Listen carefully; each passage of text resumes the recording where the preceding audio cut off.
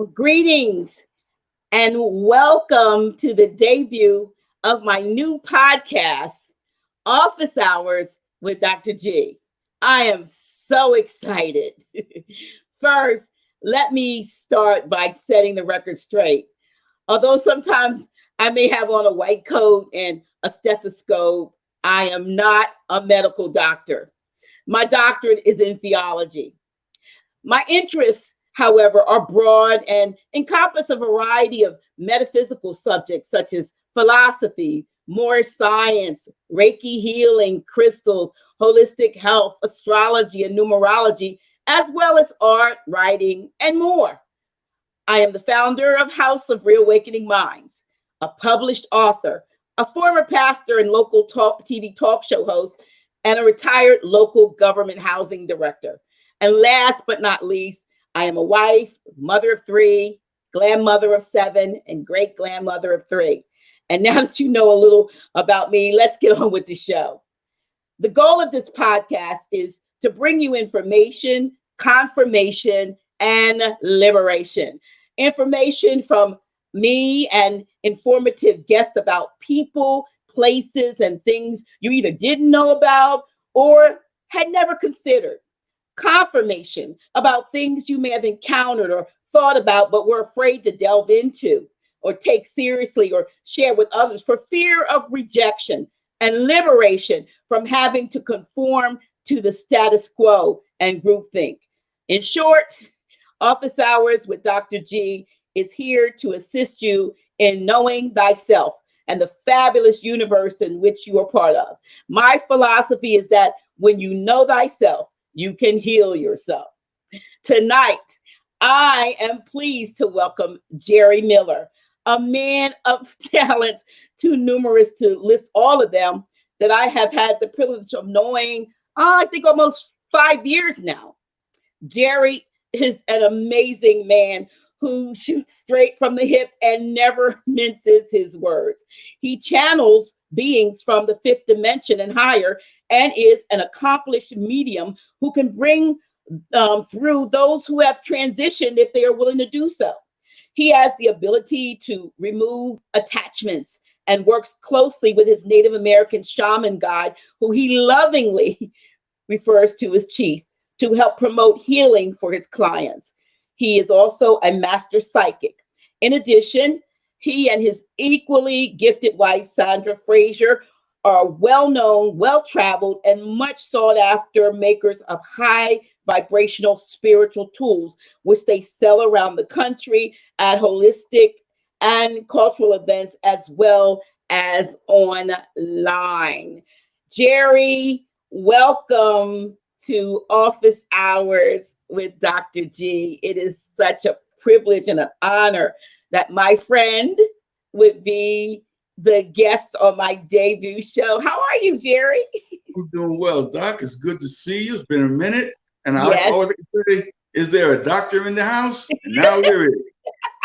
We're going to try to be a doctor. Listen, thank you so much for taking time out of your very, very busy schedule to be a part of Office Hours with Dr. G. I'm excited because, you know, you and Sandra were both on when I did Reawakening Minds. I was on Blog Talk Radio for almost 3 years, and you all were guests on 2 occasions. Very awesome presentation then, and now that we have this, you know, now that technology has brought us to the place where we can literally see each other.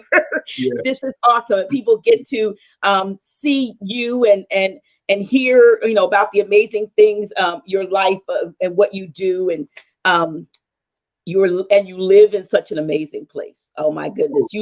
You live where many people are trying to get to, who have any inkling of anything when they want to get near they, you know, we know spiritual means breathing, but when people think of spirituality, they think about getting to a place where the vibrations are high and the vortexes and so forth.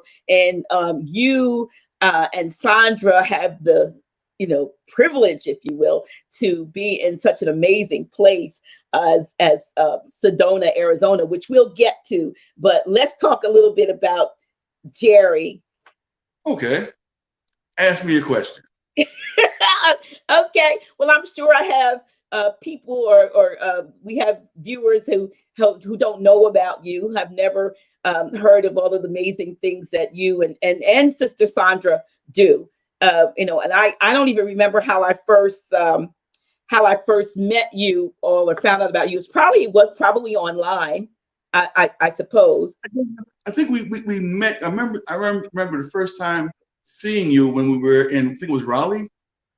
I don't know whether Raleigh was the first time or whether Philadelphia was the first time, because at one point, I don't know, you all came to the Locks conference in Right. Philadelphia, We were and there in Philly.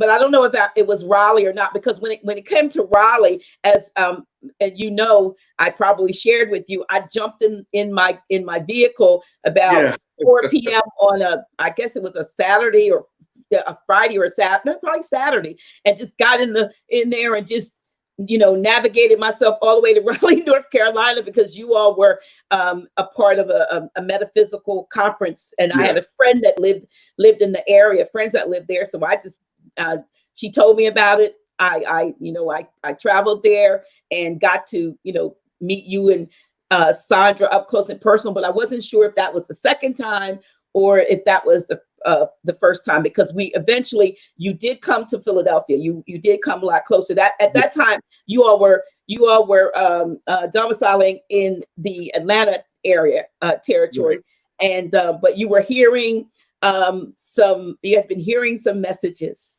from a higher place that it was time to uh, Yes. move and to go to another place. And I remember you were sharing that you all were preparing to travel to relocate, not just travel, to relocate to Right. Sedona, and the universe made a way. Now I know. I talked about when I read your, the intro about you channeling beings from the fifth dimension and higher. Yes. And I know a lot of times melanated people don't don't Yes.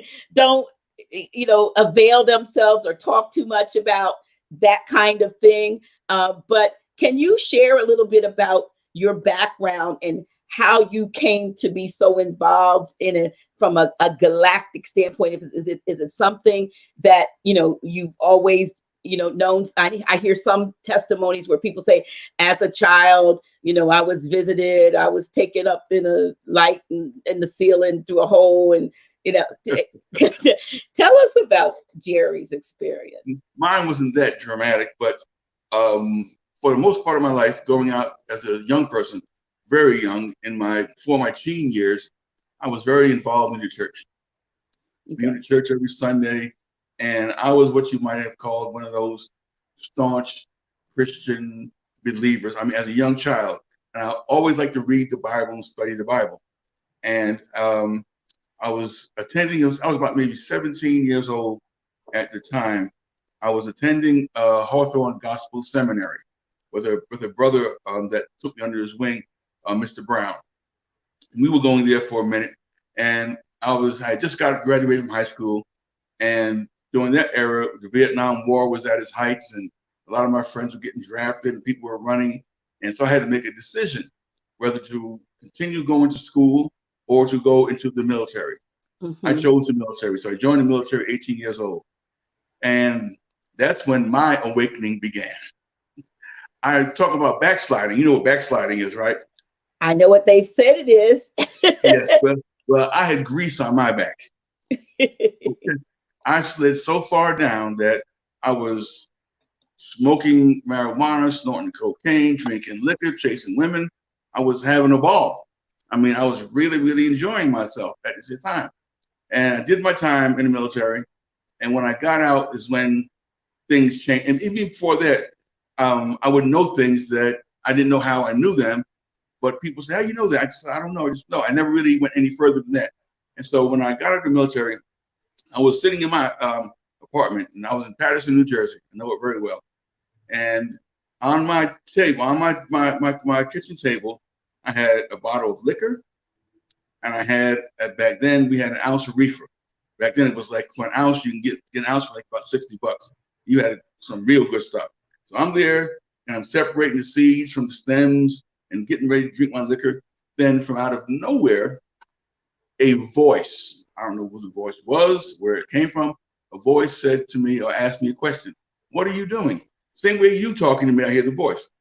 And I didn't become frightened or anything. I just said, well, I want to get high.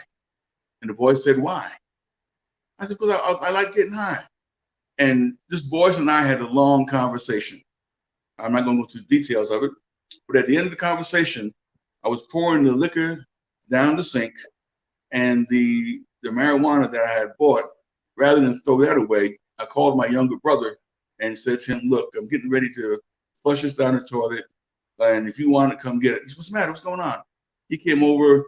I kind of gave him a brief outline of what took place. And from that point moving forward is when my life changed.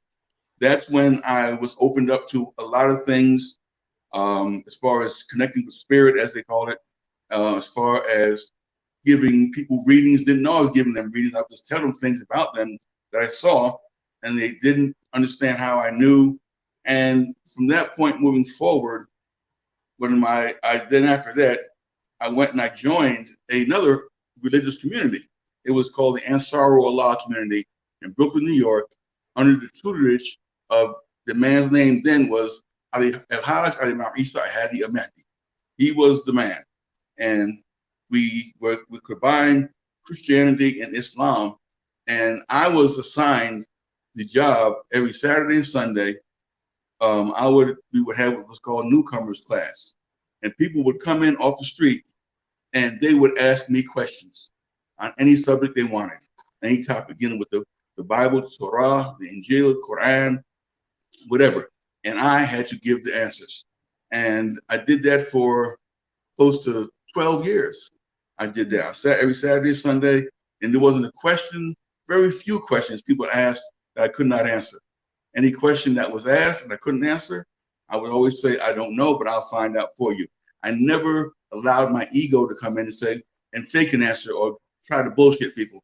I didn't do that. That's not what I was taught to do. And after being in that for a while, I left that. And in doing that process, I was being groomed, so to speak, to do more things further on down the line. And long story short, after I left that, my wife and I were there for our children. And that's when we began this other journey that we are on, dealing with the spirituality, dealing with Oregon, dealing with Reiki, dealing with metaphysical, dealing with galactic. All these things started to fall into place. And in doing so, we ran across a lot of people. I found people that were very credible, found people that weren't credible. And after a while, we began to say, okay, it's time for us to expand beyond where we were. And that's when we started doing shows where you met me at, my wife and I, at the Body, Mind, Spirit Expo there in Raleigh. We would go to Chicago. We would go to Indiana, Florida, Texas. We would go all over the country doing these shows.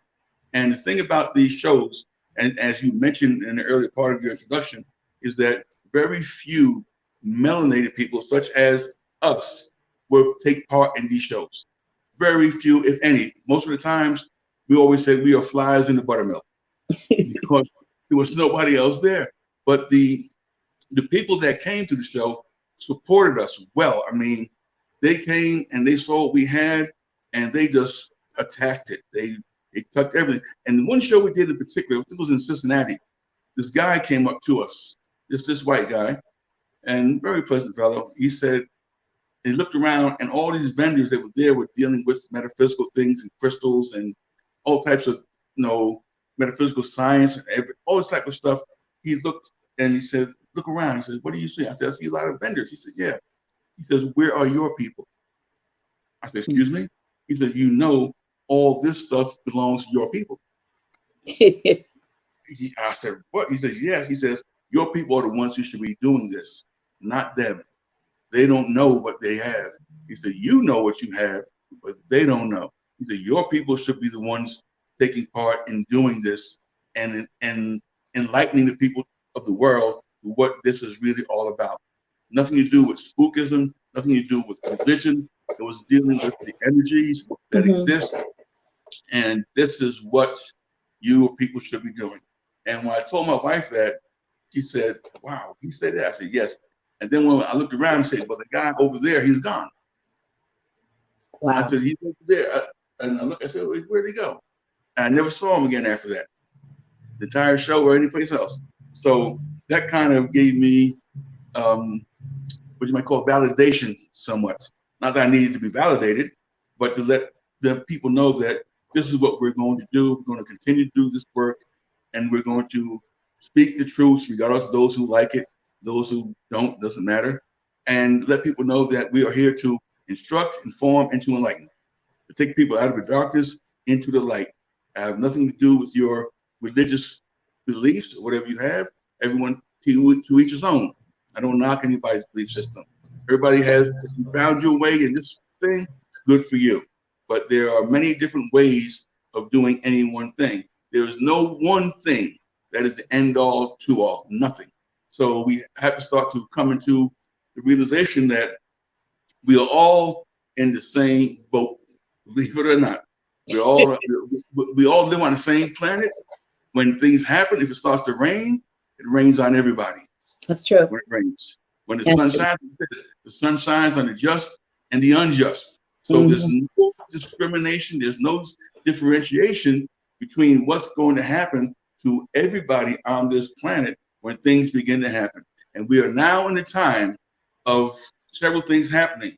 We're in the time of awakening. People are beginning to wake up. We're in the time of another shift coming into place. We're in a time where you're going to see things happening on this planet that have never happened before. You're going to see earth changes. Where there was once land, there's going to be water. Where there was once water, there's going to be land. There's going to be places that where it never snowed before, it's going to start snowing. So you're going to start seeing different things begin to take place because of the changes that's coming on, and that the planet, put it this way, the planet is tired. The planet is tired. And what the planet is going to do, it's going to give itself an enema. That's what it's going to do. It's going to start cleaning things up. And there are those people who are aware of what's taking place, and their job is to keep people constantly distracted, keep people off their toes, and keep throwing stuff out there to confuse and misdirect and misinform, so that way people don't catch on to what's really going on. Wow. So, and I know we'll get back into some other things, but since you brought up what's going on now, you have, and I don't want to mention it because I don't want to get censored. But since we have what's going on, that's going on over the last couple of months, and a lot of people and all over have kind of acquiesced to all of the various it seems like every day there's been changing mandates about what to do and what not to do, about how long this is going to last, about how severe it's going to be, and then we of late we hear that it's going to go but it's going to come back when it gets cold again, which to me it really hasn't really gotten warm. Seems like somebody's been keeping it cool and blocking the sunshine. But you hear all these things, do we wear a mask? Do we not wear a mask? Things like that. You hear doctors literally come out and say wearing a mask is more detrimental to one's health than not wearing a mask, because you're a lot of times what you do is you breathe in air to get oxygen and breathe out carbon monoxide. But when you cannot get a steady flow, a clean flow, what are you doing? You're breathing back in carbon monoxide and not oxygen.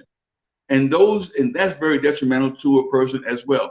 The game that's being played now is good cop, bad cop. That's the game. Okay. Like you say, you hear one thing, one person say one thing, then you have these experts say one thing on this side, then you have the other experts on that side say something different. It reminds me of when I watched Law and Order. When I watch Law and Order, the defense has their experts and the prosecution has their experts. And these experts all went to the same schools, got the same education, the same teachers, the same everything, but yet each one is of a different viewpoint or an opinion. So this is nothing new. This is all part of the game that's being played. So you don't know who to believe, who to trust, who to to say anything. The thing I say is this, is that three things: use intellect, critical thinking, and common sense, not emotion. Don't allow your emotions to get in the way of your mind and become so jacked up you can't tell where you're coming and going. There's an old expression that says, when people are scared or frightened, they will jump on the first bandwagon that comes along and don't even know who's driving and don't care. You see, so when you lose sight and lose your, I'll say this for lack of better words, when you lose your mind, that's when things begin to happen because you are no longer in control. Someone else is controlling and directing, and you have become the puppet by the puppet masters. These people who are playing this game, this, and I'll say it this way, this beast, this is a beast you're dealing with. They have no soul. They have no moral compass. They don't care. They only have one agenda, and that agenda is to control you. That's what the agenda is.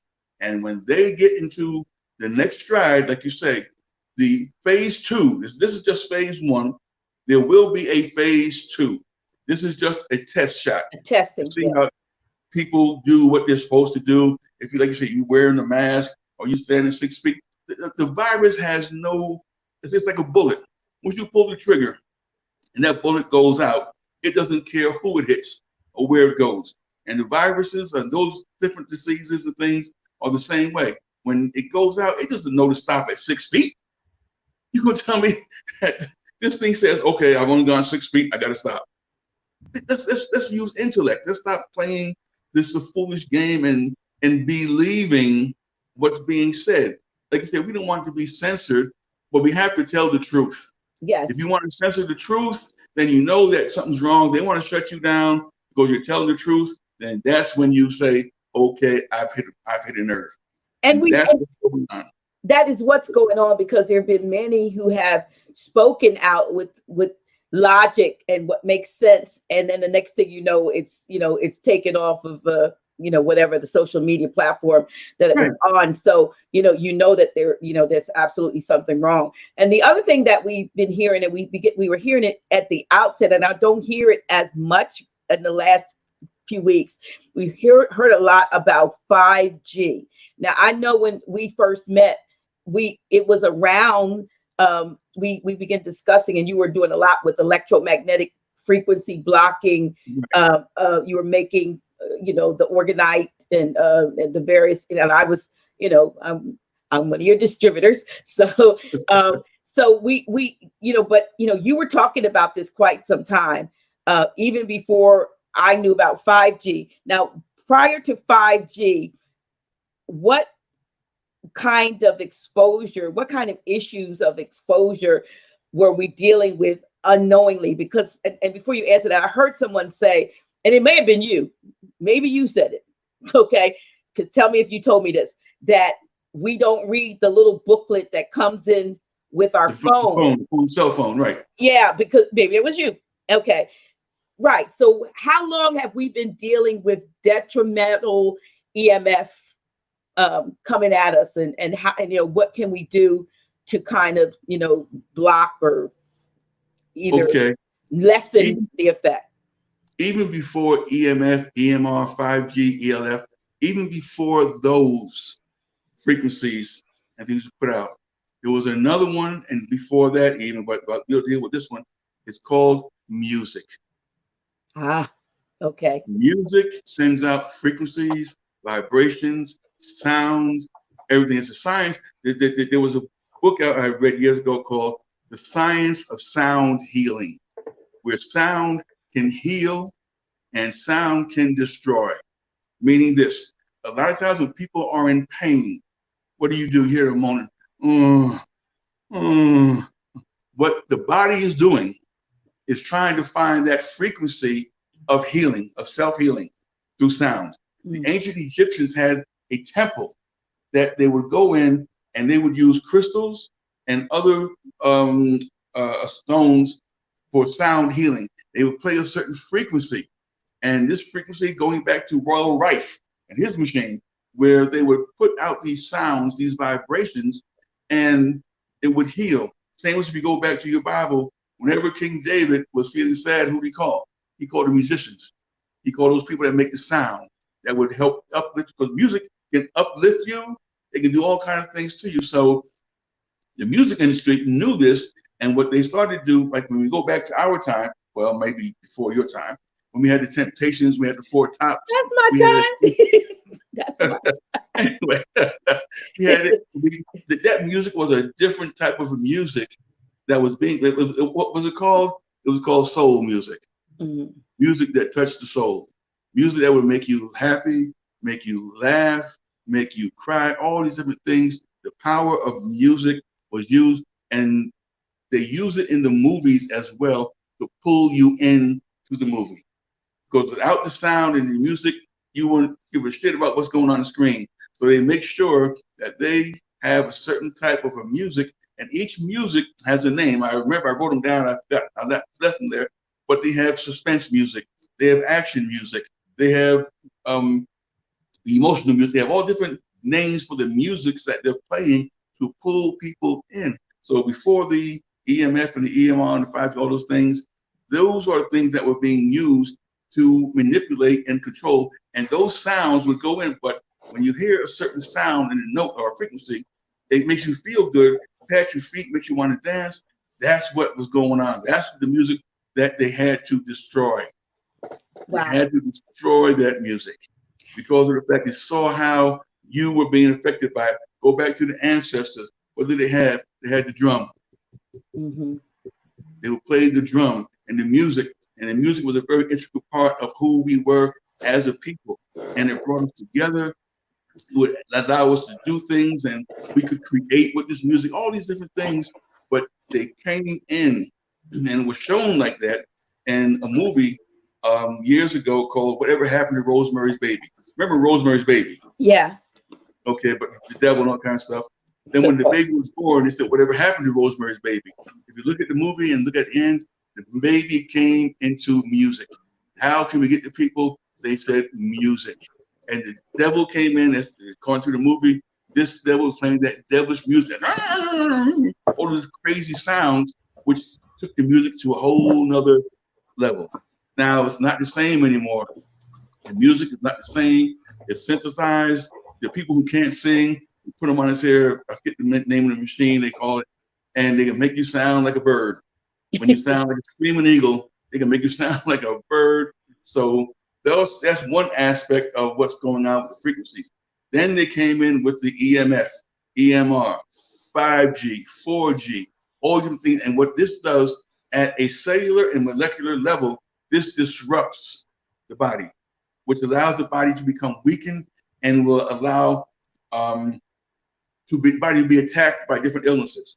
And the body has no defenses. That's why when we came up with the organ pyramids, pendants, and things like that, that helps to block a great deal and amount of what's being sent out by way of these frequencies, by way of these sounds. Well, there you go. You got your stuff on. Yeah. Let's see. Let me take this off. It's right here.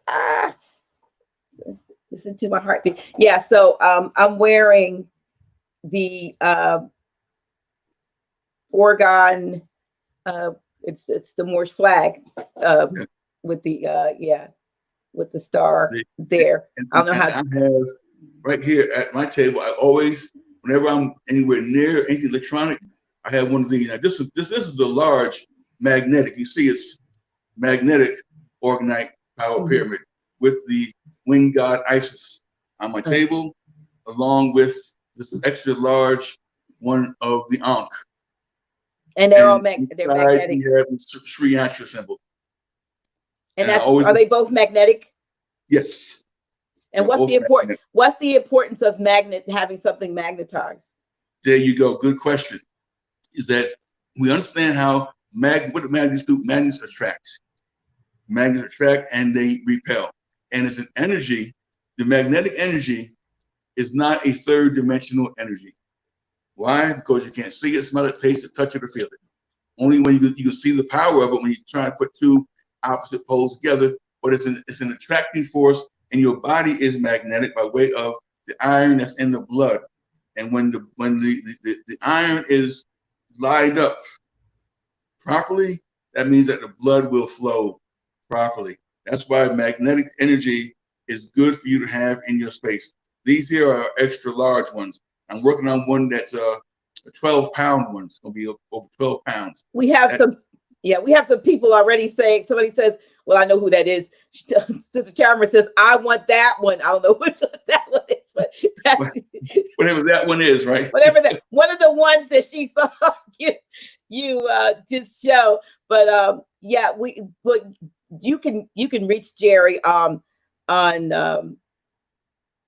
Facebook, but also on Instagram. I don't know if I put that on your Instagram. 940.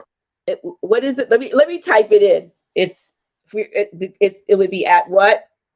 Jerry Miller 940 Instagram. Okay. I put that. Okay.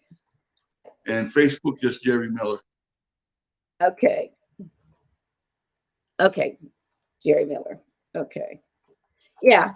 If you want to contact Jerry, I'm putting his contact in so that because he has wonderful pieces. And now, I'm letting my secret out. I'm letting my secret source out to you guys. Because I've been getting his organite and being having that to offer at the House of Real Awakening Minds for a few years now. Awesome, awesome demonstrations of I guess, is that what they call muscle testing, or what we would muscle testing? I have literally put a piece of one of these organite pieces, like say in one person's pocket, and then have that person touch another person who touches another person, maybe two or three people out, and that energy is going all the way out to the last person, and they're feeling that. So, and that's one thing we talked about this the other day when we were talking. All organite is not created equal. No, it's not. Please tell our listeners. What's happening now is that I've got a lot of people have contacted me and asked me about organite, and they're inquiring about other people's organite. And I'm not one to knock another person's thing, what they do. You do what you do is fine. The way that we create our organite is different than what everyone else is doing. What you find is that most people go to YouTube, where you can go to YouTube and find out how to make it, and they're mimicking what they see other people do, thinking that that's organite. I use the Wilhelm Reich formulation. When you study Wilhelm Reich, is the one that brought the name organ to the surface. It's been here. It's not but energy. Organ, another name for it is prana, chi, life force, energy. It's all the same thing, but he brought this form of it to the surface. And in his making of it, he never used crystals. He always used metals and other things that you put in this, which is what I use. I use crystals, yes, I do. But I don't make them like everyone else makes them, to make them look pretty. That's good too. I can do that as well. Like this one here. This is another little cutie. Let me put it that way. Yeah. You see. Yeah. This is another one that we make, this type of style. But the thing is that the energy that we put in it, when we make this, we do certain things. We have certain types of music playing, certain types of frequencies playing while it's being made, infused in it as it's being made, to give it an extra kick. And we put in certain minerals and certain materials that other people don't put in theirs. We don't use aluminum. I'm not a maker. I'm not a fan of using aluminum in making organ. It's a man-made metal, and it's not something that I find to be very conducive. I'm beginning to work a lot with copper. Copper now, I'm finding out a lot of things about copper, and I'm thinking next week or so, I'm going to do a video. It's going to be a short one, not really long like I normally do, but it's going to be on the power of copper and how important copper is in your life and how you need to get it in your life, because without it, you will die. Now, okay. I think I mentioned this to you. I know that we were told that, and someone I know that's on the feed had found out that they were actually, I don't know whether allergic to copper. I guess, you're saying our body has copper in it. Could it be that we have someone has an abundance of copper, so that anything extra? you don't have enough copper. I'll tell you something. I was watching a video today. I'm going to talk about it later on, and when I do my show on it, is that in Chile, there were some miners who were trapped underground in a copper mine. And they were down there for about 2 weeks or so. And during their time down there, their feet had started to get, damp, like foot rot and whatever have you. Mm. So they couldn't get down to them quick enough. So what they did, they sent down copper socks to these men to wear. When they came out, their feet were healed. No problems whatsoever. No problems whatsoever. The feet were rotten and all kinds of stuff was happening to the feet, but the copper socks healed their feet. Well, I guess there's always, the exceptions to the rule. I mean, I normally wear copper. I don't have one copper today, but the pyramid. I should have got it. You make copper pyramids, and I think you can't see that one there. Yeah, turn it a little bit. One more turn. One more turn. Okay, yeah. So So you have that over a table. Yes, over the table. That one is a Nubian pyramid. Okay. Now the one I got from you is about 12 inches, I guess. Yeah. Over there, about 12 inches high, but it's expandable. Yes. To be one that I could actually literally sit under or put over. I guess put over a bed or a massage table when I'm a Reiki table and I'm doing Reiki and so forth. Yeah. So and it's got a beautiful double pyramid because I know that you also have a pyramid. What is as above, so below? Okay, because I'm going to say because it's above and then there's a pyramid underneath of it too. And I'm still waiting to make mine bigger. I got the rods. I just kind of got to put them in there. But so copper for the most part is something that we need. Yes. Even if in some cases there's some people that it doesn't agree with for some reason or other, and maybe it's something else in addition to that. If I don't know if copper is so vital to who we are, just wondering. It's very vital. What's going on too is that they're not making this public, but in many hospitals, they changed the doorknobs of the doors on the hospital to copper rather than stainless steel or any other kind of metal. Mm-hmm. The sinks where the doctors wash their hands before they perform surgery are now being made of copper. The bedposts on copper on the beds where patients get up on a bed, those are made with copper. Why? Because copper is known not to hold any bacteria or viruses. The copper kills those things on contact within 10, 15 minutes, sometimes an hour or so, depending upon what it is that the copper will take care of those things where what we know is this: 80% of the transmission of illness or disease is done through touch. Mm-hmm. If somebody has a like pink eye and they touch a doorknob and go through it, and someone comes behind them and touches that doorknob and touches their face, they're gonna get pink eye. Someone else comes behind them. That's how it is. 80% of the transmission of it is done through touch of different things. So when you are able to have something like copper that can withstand these things, you're going to have less of a problem, especially in hospitals, less of a problem of transmitting or spreading disease. Now, that pyramid I just showed you over there, here at my house, that one is called the Nubian pyramid. Now, the strange thing about this is that this pyramid, unlike the one you find up in Upper Egypt or Lower Egypt at the time, you say, but it's going south, you find those Nubian pyramids, is that Russian scientists went there and saw this pyramid and studied it to the point that they started building this type of pyramid all over Russia. If you Google Russian pyramids, you'll see that pyramid pop up along with the Nubian pyramid. They took the Nubian pyramid idea and made that one, and they've come, and what they do, they build them their hospitals, they build them their prisons, and they build them in certain areas where people can go inside and become healed, for lack of a better word, whatever the ailments are. That's the power of this pyramid. I think it's at a 71 or 70-degree angle, but they're very, very powerful. Now, you know what I think is odd about that. You know, we know that at least here in North America, North America or Mexum, we know that most of the hospitals and pharmaceutical and all of those other types of entities, they are never really about healing as much as they are about, you know, maintaining. And so they're not really looking at holistic methods of getting a person healed, because we know that the witchcraft in the Bible was the pharma.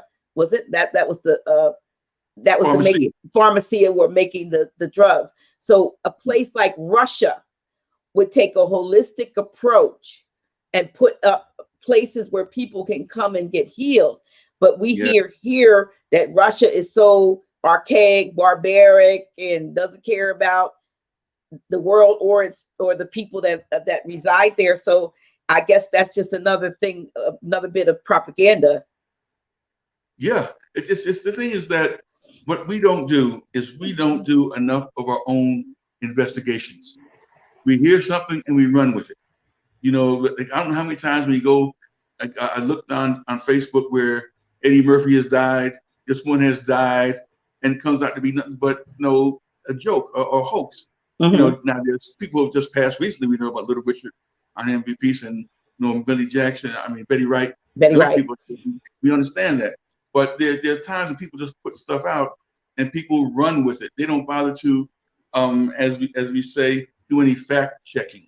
They don't fact check anything. Just hear it and they run with it. I was a victim of that myself recently. Somebody sent me something, I saw it, and I usually fact check, but because the person that sent it, I trusted them that they knew what they were talking about, and I put it out there. Come to find out that it was misleading and wrong, so I took it down. You know, so you have to fact check and you have to be diligent. You have to be conscious about what's going on and tune in to what you know, not what you're told, because you can be told by anyone can tell you anything. It's up to you whether you choose to accept it and believe it. Like Malcolm said, he said the media is the most powerful entity on the planet. It can make the innocent look guilty and the guilty look innocent. You know, and that's what they do. And the media is, and as we know that the media, as we call it, whether it's TV, radio, newspapers, whatever, there ain't but 6 major companies that run the whole show. Right. You know, there's no individuals anymore. Even in the health food industry, a lot of the health food products that you're buying now, these have been bought out by major other food companies. They're not the same companies that you think they are. Like the who was it? Oh, shucks, I can't think off the top of my head, but a lot of them have been bought out by major food corporations by way of Kellogg's and Nestle and Marlboro. These people have bought out a lot of these health food companies there. You're not getting the same product that you were getting years ago.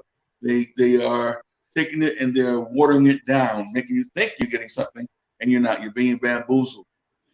Yeah, there was a question here as to whether or not you make copper jewelry.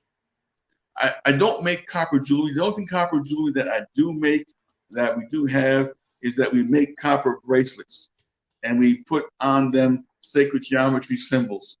We have those, and they're about maybe 1.5 inches wide.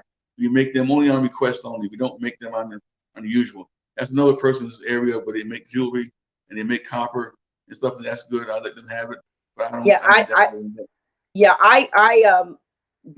There's 2 people. There's a person here well, not here, but I would go to New Jersey to get copper jewelry, but on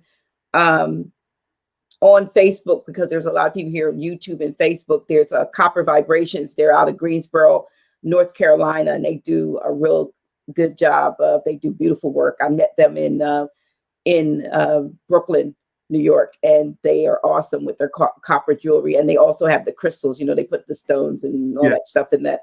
So I just put that up there, Copper Vibrations. Yes. So, you are really so varied in in your experiences and in your expertise. I know, I read a lot, at the very beginning. I mean, I talked about the fact that you are a medium. Um, Now, are you a trance medium, or are you a medium that just works in in your conscious waking time? I don't know. I may be saying this wrong, Jerry. But when you do your mediumship, is it because you sat down with a client and they want you to maybe try to talk to grandma who's crossed over, or I have a young lady that I call one of my daughters, and she's in Atlanta, and she might be in a public place with strangers, and one of their relatives starts coming in to her and wants her to tell these people stuff. How's it work with you? Well, it does that sometimes too. Matter of fact, we had a couple of young people here, visitors came by to visit with us, and it was a mother-daughter. And as soon as they sat down, within a matter of less than a minute, information started just coming through, just start coming through, and they sat back and they were amazed at what was coming through. How would I know things that I just met them, for about maybe 2 minutes, and was telling them things that they need to hear. And whenever I talk with a person on that level, I tell them what they need to hear, not what they want to hear. There are a lot of mediums out there and people who do this type of work, and they'll tell you what your sign is this, and you're going to be that, and they give them all the rose-colored glasses nonsense. My spirit speaks through me, and they tell me to tell them raw. Give it to them straight, no chaser. That way you get it and you hear it and you remember it. Mm-hmm. That way it's going to seek in. But like if you want somebody who's going to tell you, all how great you are and how you were in a past life the Queen of Sheba, or you might have been king, this one, that one, don't come to me. I ain't gonna tell you that. I'm gonna tell you that you were a bum. If you were a bum, I'll tell you that you were no good. I'll tell you like it is. That's how it's supposed to be. It's not about to. It's like when Jesus gave readings, because that's what he did. When he saw the woman at the well, said, "You was a hoe. You had 7 husbands." He told her straight out. He didn't bite his tongue. He let her know that. I know who you are. You were this, you that. The woman who committed adultery. He said, look at you. He said, now you got busted. You almost got your ass kicked. Now don't do it no more. Go and sin no more. Get out of here. So like you got to tell people what they need to hear, not what they want to hear. It's not about making them feel good all the time. It's about telling them the truth. And Okay. one thing that people don't want, they say they want but don't want, is the truth. The truth, yeah. Yeah. So a lot of times there are people who have bought the Christian narrative of, I call it one and done. Yeah. As a former pastor, we would scare the hell into people when we say out, but we scare hell into people that if they didn't, live right, that's the place that they were going to end up. And none of it, in hindsight, in retrospect, makes any sense to be, on the one hand, talking about a loving God that, loves and made you and all that. But on the other hand, if you have, some whatever transgression and you don't get a chance to repent before, disaster befalls you, that you're going to end up in a place called hell, burning eternally forever. Yes. And now it as I say, it's funny, but back then, I'm trying to remember, did I ever question this foolishness and this folly while I was even saying this stuff? But that's the kind of stuff, the things that people have heard. And I mean, I don't know how many times, because the church that I pastored was right next to a liquor store, that I would, run into people and they would see me outside and they go, they may be, as my dad used to say, lap-legged. They could hardly stand up, but they'd say, you know what? I'm gonna get, as soon as I get right, Pastor, I'm coming, because I know Jesus loves me. So people have this type of fear that even if they doing their dirtiest dirt, that they got to let somebody know that their plan is to get right because they don't want to go to hell. When all, in reality, this is kind of like hell, compared to what could be, because of the things that have been denied to the masses. And instead, they've been given mythology and fairy tales, and they've been given this milk, and even the milk has been, been disguised as meat. Like we're getting the strong meat of the word. No, you don't even have any formula in that, in reality, because you're not able to dig into the source materials and so forth. And you just have the story that was given in order to, keep you in the state of, not knowing as being a believer, because a believer doesn't have to be a critical thinker. And yeah, so how do you reconcile that? Well, let me go back to what you said in the beginning. You have a loving, caring, nurturing God, right? And God knows all, sees all, everything else. Now, why would a God create you knowing you're going to hell? True. Before you even were here, God created everything and everybody, and you mean to tell me that God doesn't know who's going to this place called hell before you even get it? So what's the point? What is the point? Now, when people used to tell me back in the day that you're going to go to hell for doing what you're doing, I would ask this question: which hell are you talking about? Which hell? What do you mean, which hell? I said, well, because in the Bible, and I asked them this question, by the way, how many times is the word hell mentioned in the Bible? They don't know. It's in there thousands of times, hundreds of times. It's in there less than 100 times. Half of it's in the Old Testament, other half is in the New Testament. The Old Testament word for hell is Sheol. Sheol, which means the grave or a hole in the ground. That's it. That's all it meant. In the New Testament, you have 3 words. You have Tataru, you have Hades, and you have Gehenna.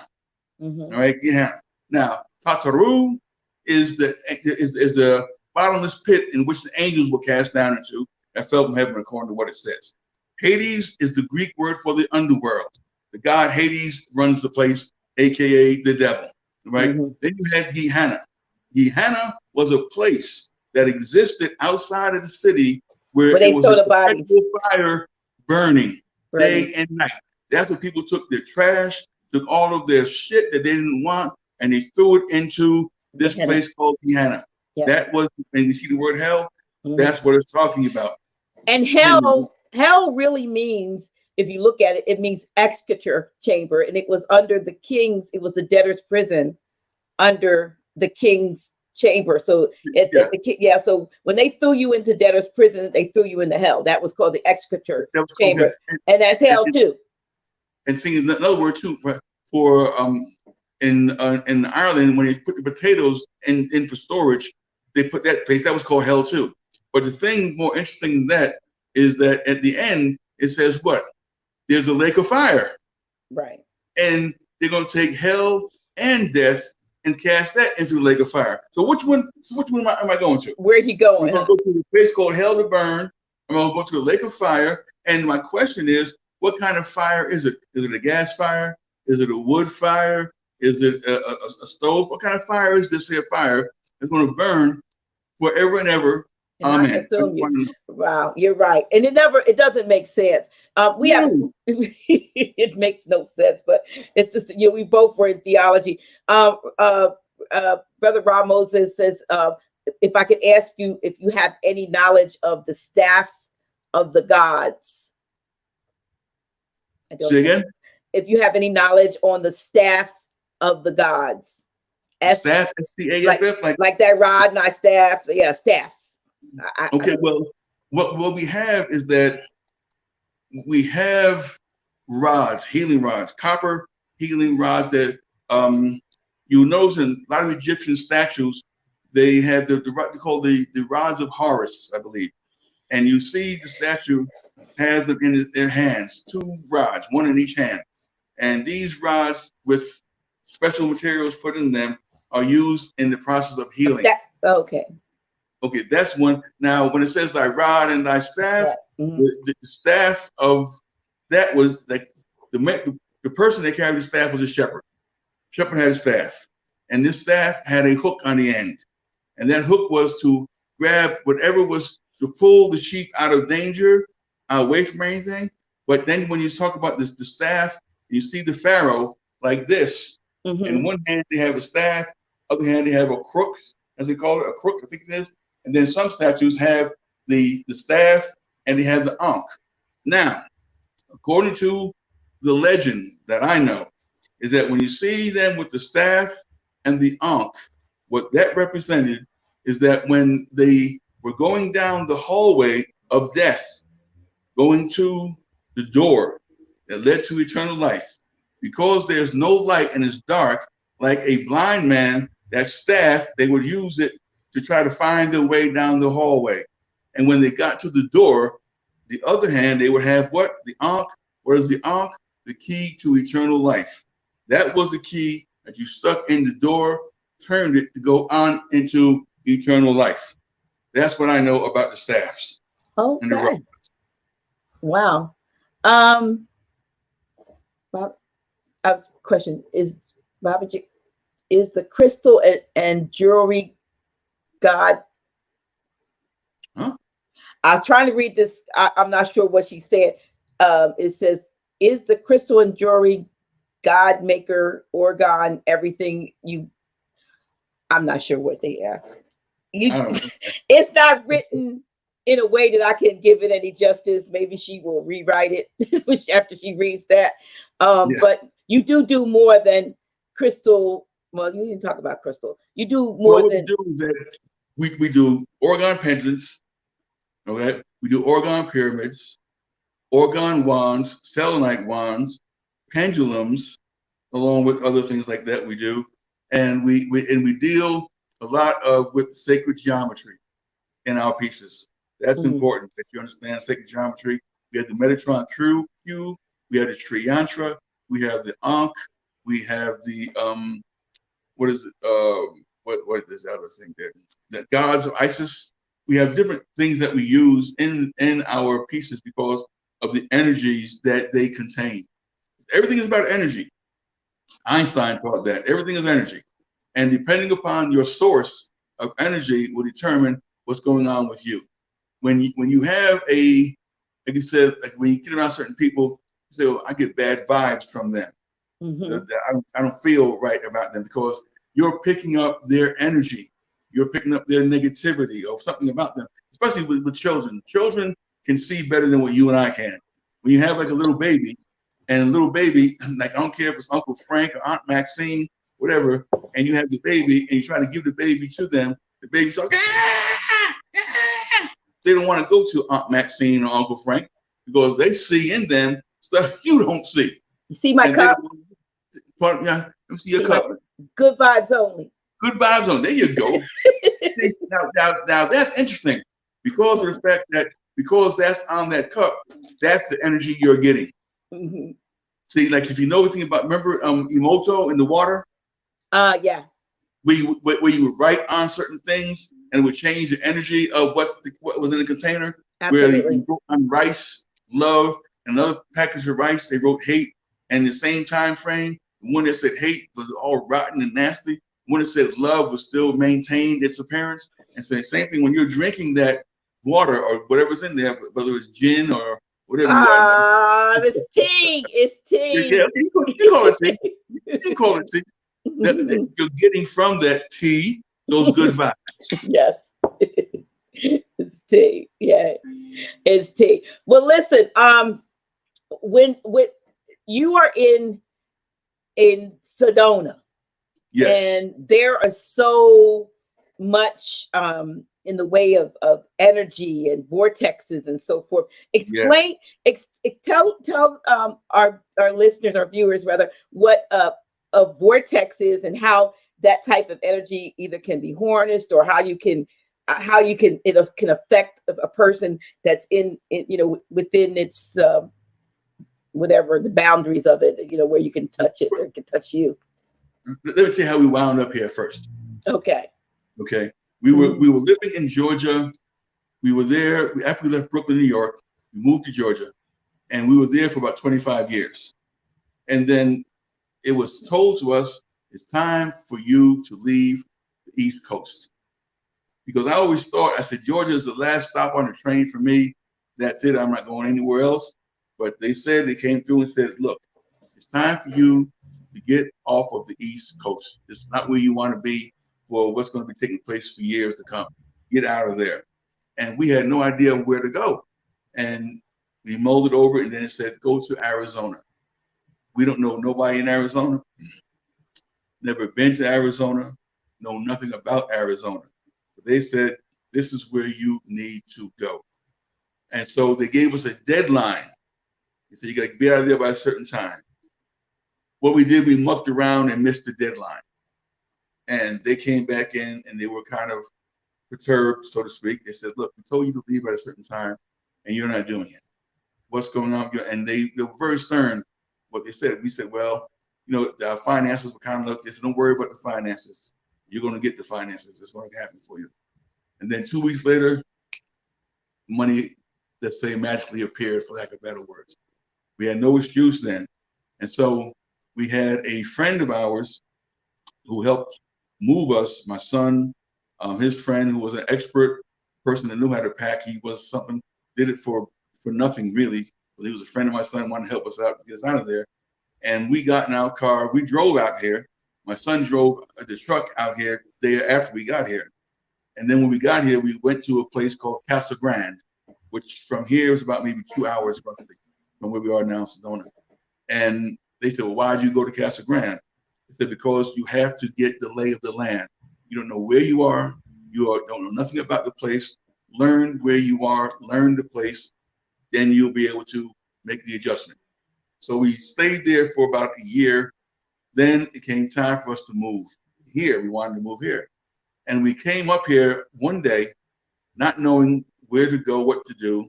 And then a friend of ours, who we've known for many years, good sister, she deals in real estate. We said to her, look, we're trying to find a place and we don't know what to do. We wanted to go maybe to Cottonwood or whatever. She said, well, let me look around for you. 10 minutes later, she said, I found a place. And we would happen to be up at Whole Foods at the time. But she called us, said, there's a place down there in Sedona at this particular place. Go down there. I called the person. They're expecting you. We came here, met with the person. They said, okay, the place is yours and we can move within the month. Gave us enough time to do that. Then when we got here, we are living by the Bell Rock vortex, which is a very popular vortex. Very powerful one too. I'm talking that one, when we first went there, first time we went to Bell Rock vortex, it just took us away. I mean, it was the feeling and the sensation was like, oh man, this place is kicking butt. And we walked up certain trails and things and started to experience things happening. And what I did was I took a lot of the organite with me up there to get it charged. And now I work, whenever I do any of my work, I always make sure there's charged with the Bell Rock vortex energy in these pieces. And we got there, then it was the airplane vortex. Then we went to the other place where you have the prayer wheels. I mean, every place that you go here on a spiritual level, you feel the energy. Wow. Now, I'll say this, is that we are flies in the buttermilk. Okay. Those people that understand that know what that means. Right. But it doesn't matter because of the fact that the way that people are here, it's as if they were escaping to get out of the city to come to a place like this.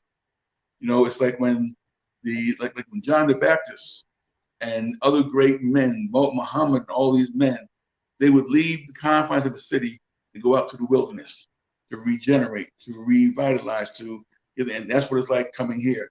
Is where it's very peaceful. Not that things don't go on, but a few things every now and then. But when you go outside, you can look up and you can see these mountains, and you can see all this stuff going on here. It's a wonderful place. Hot. I'm talking about heat. I mean, that means that sea thing can't live there. With it won't like it there if it's hot. That's what it is. A lot of people have come here. I remember years ago they always say to people that had health problems, go out to Arizona because the air out there is different. It's dry. It's not something that, and people come out here and they begin to feel better because it's a totally different type of heat. It's a dry heat.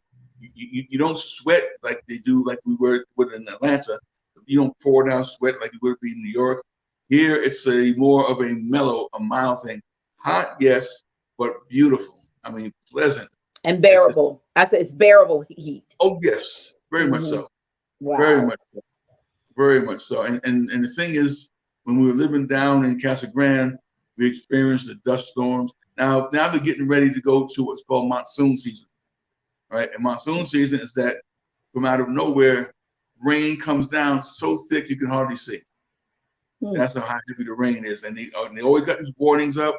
They got roads that say, during monsoon season, don't go through this water. Don't do this. Don't go get. So you learn to lay of the land. But when the monsoons come, woo, it rain on top of rain. It does that in Sedona. It does that in Sedona. It comes up here too. Now further north, like you'll see up in like a Flagstaff, during the winter, they get snow. They get 2-3 feet of snow. Oh wow! Up in Flagstaff. Down here, you may get some. Every now and then, you may have like about a foot or two, and it's gone within 2 days because it gets so hot. After that, it melts that quick. But wow. Further north is where it gets a lot colder. As people go up there, go skiing and all that kind of crap. But here it stays basically almost the same all year round. It doesn't really get that cold. Beautiful place. Beautiful. Well, I must come. I must get there. I'm gonna get out there. My plan to make as soon as they start letting us loose to go places again. It's a lot of people that maybe won't travel, but there's some things that I need to do. I want to move on. I want to ask you about attachments. Okay. Yeah. And some people, I know what an attachment is, what attachments are, and but maybe everyone doesn't know what attachments are, how those attachments come to be attached, and what can be done, and what, because some people might be experiencing something that they think is their experience, and it might be something else experiencing through them. Am I right? Yeah. Well, what it is, like an attachment is like, to use a more better term, somewhat, is like a possession type thing, so to speak. Like you go certain places, and depending upon what's going on, you can pick up something in your energy field, right? That will will attach itself to you and influence you to do things that you wouldn't normally want to do, or act a certain way that you wouldn't normally have to act. It's like, there are people that have had attachments from birth that follow them from one lifetime to the next lifetime until they're able to defeat them, to able to release them. We were doing a Reiki session with someone. We were teaching this particular person Reiki, this girl, and my wife was doing the teaching. I was off into the bedroom letting her teach the sister, and my daughter ran into the bedroom and said, "Homie, come quick. I said, "What's going on?" She said, "Come quick." I went up there, and the girl that she was teaching Reiki to started to do crazy. Started to growl and all kinds of stuff going on. And I said, okay. That's when I went into action. And what came through me was I don't know what you would call it, but the way it described itself, it said to the girl, "We have been waiting for you, and we've been following you for a long time. We know who you are." And that's when they went into action and started to say certain words and do certain things with this person until the person's we were on the ground hustling for real. And the next thing you know, something that they did or said, thing left. And she said, "What happened? What happened? What's going on?" And we kind of explained to her that this is what you did, this is what happened. He had an attachment. Unfortunately for her, is that it came back. So we saw her at a later time. And she says, that thing is back, and it's going to be just part of my life. And what it would do, it would possess her to the point where it would have her take her clothes off in public. Oh, wow. She would just start stripping in public. You know, that's what this thing did to her. And so we did what we could for her, but this was something that she allowed it to come back. It was something that she could. And there are people out there that have attachments and don't know that they have attachments. You see, and like there are people who, from the, let's say, the medical realm, will say that they have some type of disorder or they have some type of disease, and they give you or give them pills or give them something to sedate them, to calm them down, whatever, not really dealing with the reality of what's going on by way of the attachments. Now, attachments can come in the form of something you buy from the store. All right, meaning that somebody can be in the store and they can have an attachment, and what it will do. Like I was watching the movie, I'll tell you, the movie I saw the other day with Denzel called what's that movie? Oh, shucks! I just saw that movie. It was a good movie too, where he was dealing with a demon, Azazel, and this person would, by way of touch, would transfer his demon to different people. I think I saw that before. Yeah. Yeah, you know, and the same thing, like you can touch an object, and people can pick it up, and that attachment can get into them without them even knowing that's going on. That's why whenever we go out anywhere and we buy anything, whether it's not particularly food, but any type of clothing or articles, we always spray it down before we take it home with some Florida water to break any of the energy that's connected to it. So there are people that have these beings, as you want to call them, or attachments. Even in the Scientology, they have those types of things. They talk about people have attachments. Now I read a book, and I was kind of peeping around, trying to look just to see if it was close by. But I remember, I have a book by a man who's a shaman in South America, and he was talking about a situation where a gentleman for like maybe, I don't know, 10 years, he was a business executive, and then all of a sudden he started drinking and smoking heavily, like, you know, later in life. He had not done these things before, and he was doing the drinking and smoking so much, and some of the behaviors were to the point where it was starting to affect a successful business career. And he came to the shaman for help, and what the shaman detected or found out, was that he had an attachment. In this case, the attachment was his father. It turned out that the attachment was his father. His father had transitioned. His father, instead of, you know, wherever you go next, his father had attached himself to his son, and his father drank heavily. His father smoked, and he realized, because these things came on him like after his father died, all of a sudden his whole behavior changed. And so were able to successfully, you know, detach him and send him on. But for maybe 5 years or more, this man was under the influence of his deceased father, and he was actually like the father liked to drink, so he was drinking through him. He liked to smoke, he was smoking through him, and these were habits that he didn't have, but he didn't know how to break it until he went to the shaman. And I know you work with a spiritual shaman, Yes. But he went to the shaman who was able to identify and that it was his actual father. That now when people, I hear a lot of things like in this area, because it's in the hood where I domicile.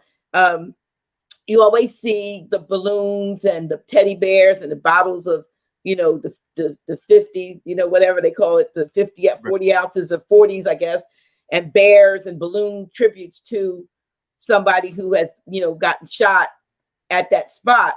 And I realized that a lot of shootings take place in the same area.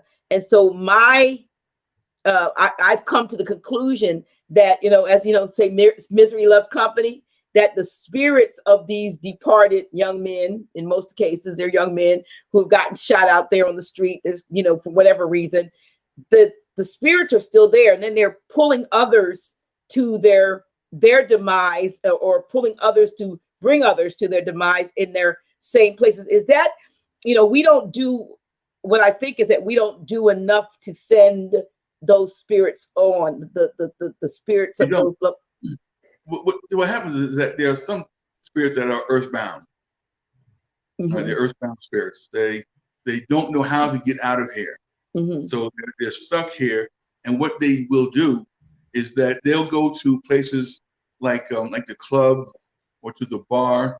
And what you'll find, someone there who is intoxicated, which means that they are poisoned, really, because it's a toxin you're drinking.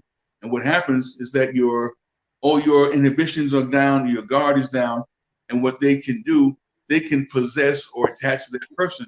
That's why they start going, they start acting like that, because that's that energy trying to get in and repossess a body, to be able to experience what they have been experiencing when they were in the physical.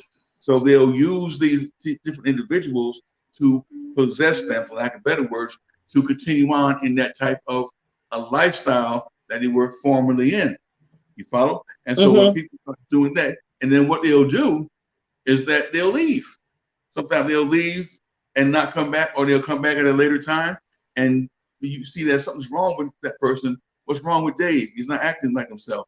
And when you talk to him, they're a whole different persona, whole different person. And women too, right? Especially women. They'll come in, and women will start acting like, they'll be very flirtatious. They'll be very, sensuous and all kinds of things to get that type of attention that they used to have when they were in their physical. And they'll go after the weak. They don't go after people that are able to resist them. That's why it says, resist the devil and he'll flee from you. But there are people who willingly accept that, and they become a whole new person, different than who they really are. And you have to work with that. Now, I'm not talking about going to Reverend Wrong Path and them smacking you upside the head in the name of Jesus. We want you to do all the time. That don't work. That don't work.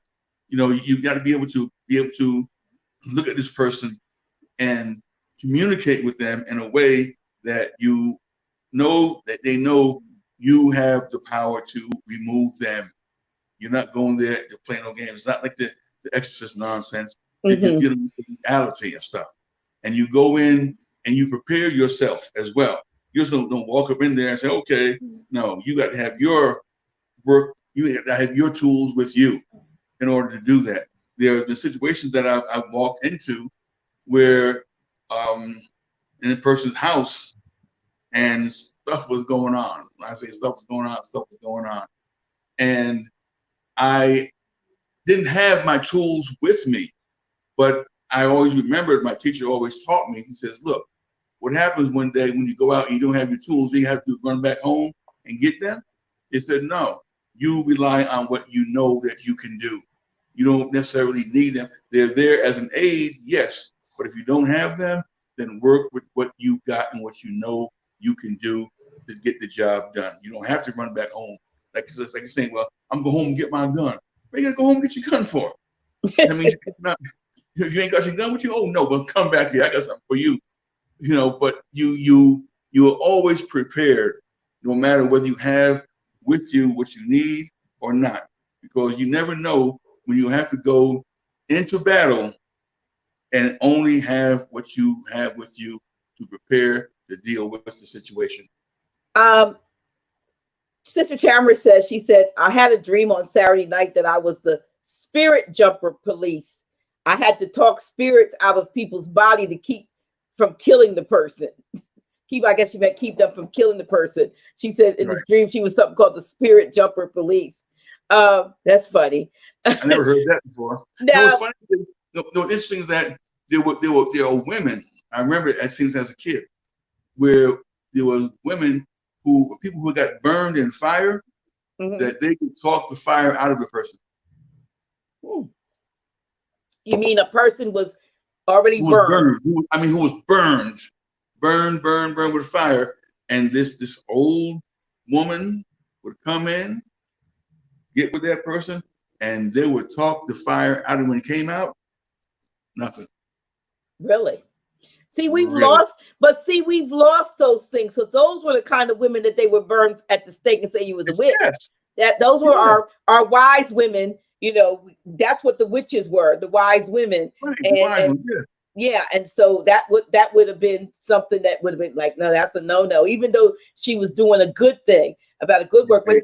but if is there any signs that a person might be able to detect in themselves that if maybe I know when I was in Puerto Rico last year, and I had a reading and they told me I had an ancestral reading and they said, and I love to go to like I did to thrift shops and stuff. Gracie Todd Bay and I just we love thrift shops, and they told me don't wear clothes that belong to other people. And I mean, I was like, these people don't even know me. I was in Puerto Rico, and the reading, the ancestors told me not to wear things that belong to other people, and I can only could only assume that it was because of whatever whatever would be attached to Right. those things. But Yeah. Yeah. There's a thing that we teach a class called psychometry. Okay, touching and Psychometry is touching, but whatever you touch, you leave a impression on it. So whenever you like what you do, you would handle a person's object and you would tune in to the energy of what that person had, and you would get the essence of who the person was or whatever's going on with them. And it's the same thing what they're saying when you go into a thrift shop and you find other people's clothes, their energy is still in that clothes. In those pieces. You don't know whose clothes you are getting. That's why I say whenever you go in these kind of places, before you take anything home, like I said, like when we go to a thrift shop and we may see something that we might need to do some work with, before we even get in the car good, we are spraying it down with some Florida water. So that's one of your tools, right? Having your Florida water with you. Okay. Yeah, Florida water is one of our tools. We go out with it. Wherever we go, we always have Florida water with us. And even after certain people that come into our space, after they leave, we're spraying them. I don't know what the heck you got with you, but it ain't gonna come home with me. It ain't coming home. You're not invited here. You are not welcome here. Well, yeah. There's so many things now. From a standpoint of, and I'm trying to hit a lot of different things. That's why I'm jumping around. Yeah. I've never heard now. Sister Sandra always talks about, and she would make posts about that from messages that she got from, I think they're called we. Yes. And it's we. Are we someone, or are we beings that only deal with Sister Sandra, or are these the higher beings that you've also been in contact with? They deal with both of us at different ways. They deal with both of us. They deal with her on one level. They deal with me on another level. With me, they'll come through me and just start speaking. Mm-hmm. To leave messages or say something or something in that respect. With her, it's more of a mental thing. It'll come through her mind. She'll just type out whatever they tell her to type, whatever they tell her to say. And the reason why the name we exists is because when asked a name, they said that their name or their names, you want to call it that, your vocal cords aren't equipped to make the sounds. You couldn't make the sound of the name anyway. So just simply say we and call it a day. And then there is another group, if you want to call it that, called us. Okay. We and us. And each one, they come through from time to time to let us know what to do, what we shouldn't do, things of that nature. And they give us a glimpse into what's going to be taking place next, what's going to be happening next with people and with the situations of the world and all that. So it's been an interesting journey. It's been an interesting journey. So we moved you to Sedona. Here. Yeah. Okay. We said it's time to leave the East Coast. Those are the words that were said. It's time to leave the East Coast because of what's going to be taking place on the East Coast the next few years coming. You don't want to be out there. You want to be further west, and this is where you need to be, and that's fine with us. We said, okay, fine, let's go. And because we don't know anyone out here, basically we have no family here. My daughter, she's in California, not far from here. But other than that, it's just my wife and myself. And that's it. And we're here and we're doing the work. And the thing with the work that we do in making the organ pieces is that each piece is made by hand. We don't have nobody working but just she and I. And it takes time to make this stuff. It doesn't, you just can't just slop it and throw it together. And that's what some people do. They just throw stuff together. They throw in a bunch of crystals and they throw in this, throw in that, and look what I made. That's not what you do with it. This is a process. This is things that you say that you have to put into it. You just don't make it just to sell it. And what they told us is that to drop our prices, is to lower your prices on it, because the object is to get the stuff out there into the hands of the people. Like I can, the stuff that I make and what I do, I can get a lot more money for it, a lot more money, because I see what other people sell it for, similar things, and what they sell it for. But Spirit said that's not what you're supposed to do. Mm-hmm. You're supposed to make sure that somebody can afford to get something from you. That's the whole objective of this. So we drop our prices on our pendants, our pyramids, everything that we have. We've lowered the price a lot on a lot of products. So just to get it out there to people, to get it in their hands so they can have it. And you're also, I know because I have a piece, you're also doing paintings, organite. Oh, yeah. Paintings. Yeah. Yes. Yeah, galactic paintings. We're doing those. And we're doing other paintings. Have you seen other paintings? Well, I have the one that I have downstairs. Give me 1 second. I'm right back. Okay. I'd like to thank you all for being here on this debut of Office Hours with Dr. G. Hope you are enjoying Brother Jerry.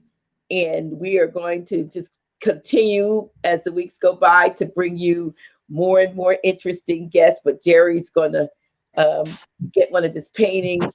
These paintings are actually infused with organite. So when you put them on the wall, or if you put it on a stand or so forth, it's reflected. It's gonna, okay.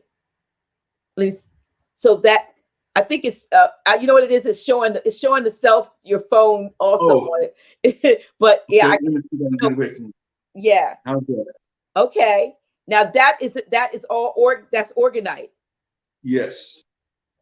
Okay. That's the moon. That's your moon up here in that corner. Then you have that down there, the plant. Then you have the pyramid. Oh, I like that, Jerry. I need to order that one.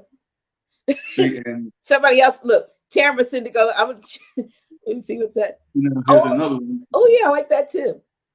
You have your 3 pyramids, and you have your over here. The moon up there, right? You have the planet Mars. Now, and you painted these yourself? Yes. And then you fuse them with organite. So how far is the protection? Where would one put that? Maybe like near, like say here, I'm in my office with my computer. And yeah, you put it in your computer. And anything that you got that's going out that's electrical, you can put it there. And hang it on your wall if you want to. But you always want to have something near electrical devices. Now, the one thing that that we tell people to stay away from, if at all possible, are the what do you call them, microwaves. That's a whole other frequency. Microwave ovens, whole other frequency.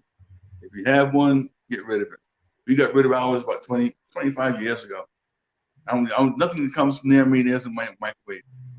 Don't want it.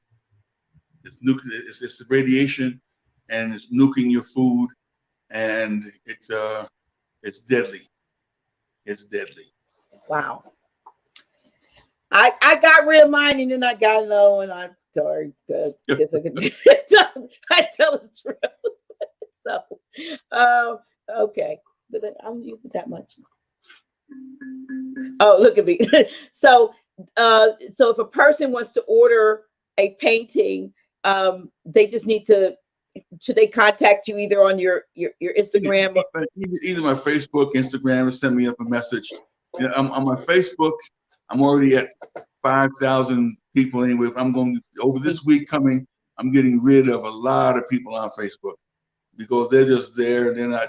You know, I don't even know if I know 10 of them. I'm lucky. You know, as far as friends go, Instagram is a better source for me.